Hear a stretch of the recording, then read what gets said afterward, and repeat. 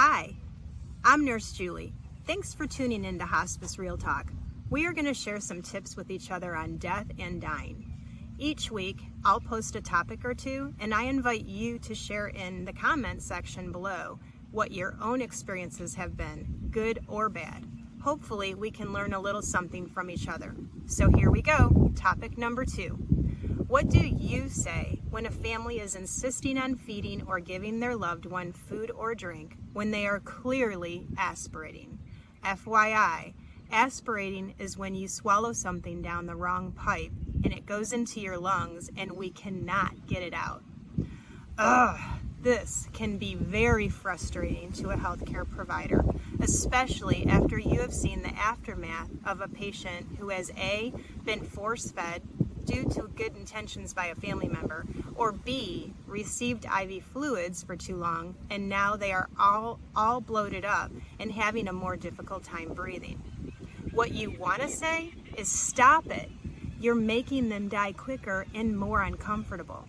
But what we really need to do as professionals is explain in the gentlest way that the body is made of 95% fluids and it is currently using its reserves. Personally, I have seen a patient go for 6.5 weeks with just swabbing his mouth. Not eating at this point in their illness doesn't hurt. In fact, the very thought of food could make them nauseated. So also be cautious of bringing something smelly into the patient's room.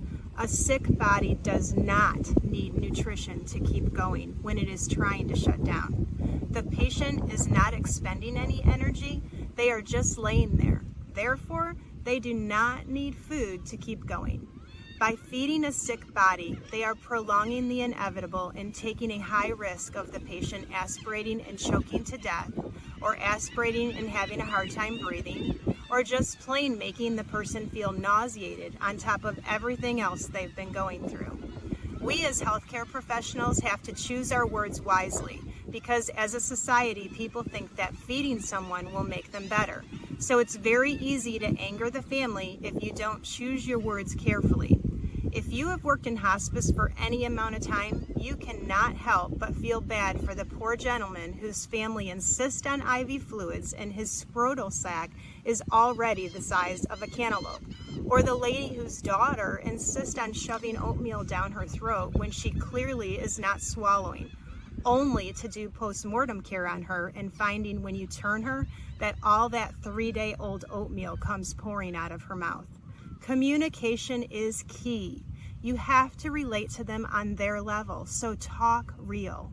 Now it's your turn. Share what you say and do in the same situation in the comments section below. Don't forget to hit the thumbs up button and the subscribe button so you don't miss a thing. Thanks again for watching and visit me at hospicerealtalk.com for some more cool things.